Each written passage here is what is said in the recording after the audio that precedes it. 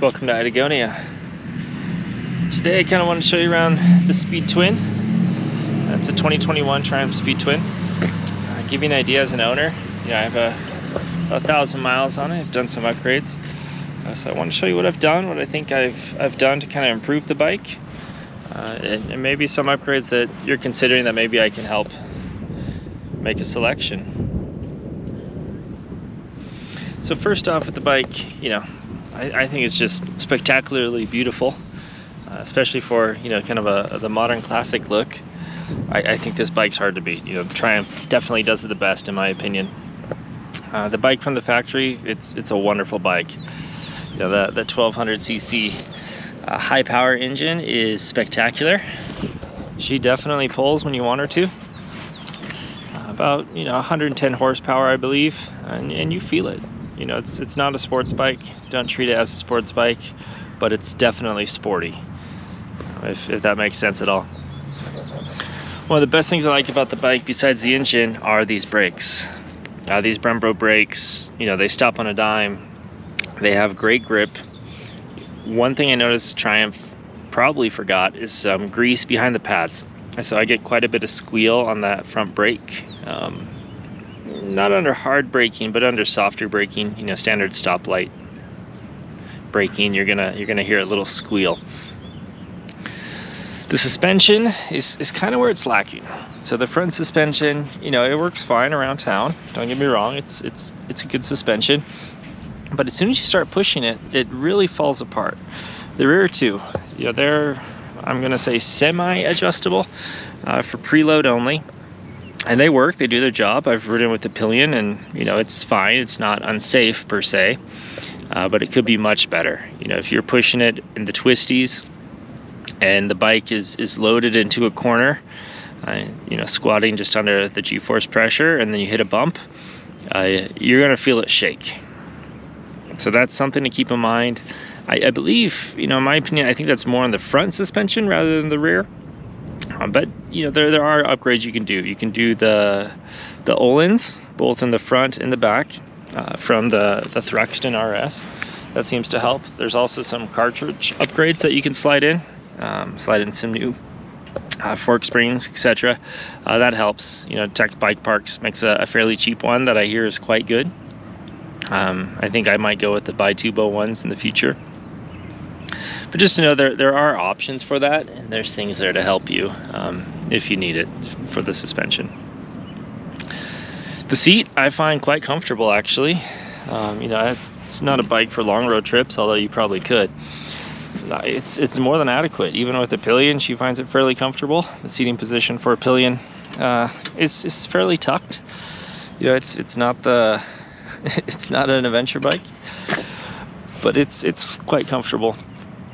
I get about 200 US miles per gallon, per US gallon rather, which it's fine. It's not spectacular, but it's fine for around town. The gauge cluster I really like. I think it's a great gauge cluster. It says all the information you need. Kind of go through different traction control, etc. It works well. It shows you everything you need to know.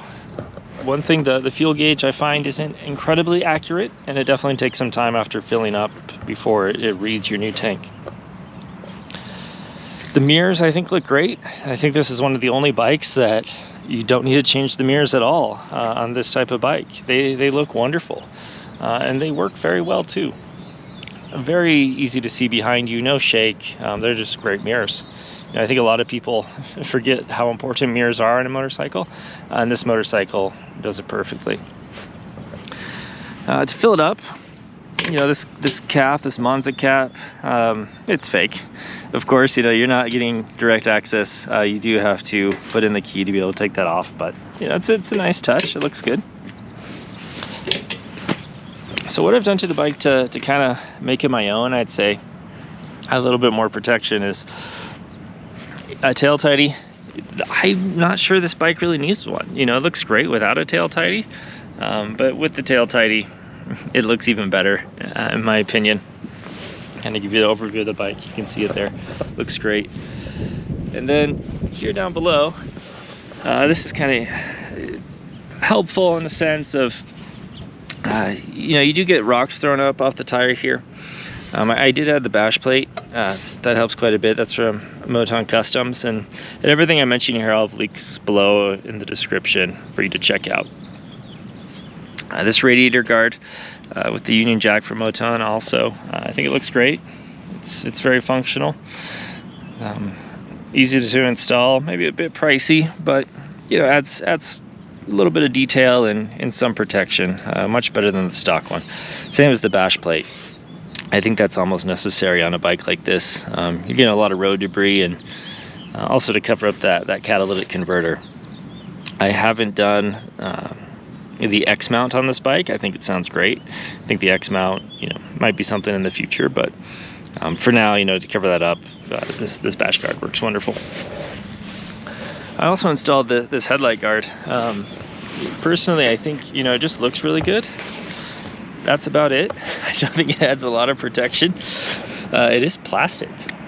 You know, when I first got it, I didn't think it was plastic. I thought it'd be aluminum or some sort of metal, but it's plastic. It looks great, but it's plastic. So something to keep in mind. Besides that, that's about all I've done to the bike. It's mostly from the factory. I did take these and got the black ones. I think it adds, you know, a little bit better look, but all in all, it is a spectacular bike. If you have questions, let me know. I love to hear them. You know, common complaint is the tires. I disagree. I think the tires are pretty good. They're great when you want to do sporty riding. They're not great when it's wet. But you know, if you know that, you're fine. I'll probably change tires, you know, once these are worn out. But for the time being, you know, the stock tires that come with, they're wonderful and more than adequate, and tons of grip when they warm up. But if you have any questions, let me know. I'd love to answer them. Or if you have this bike, you know, what's your experience with it? Or if you're looking at getting one, you know, any questions you have, let me know, and I'm happy to help. All right, we'll see you in the next one.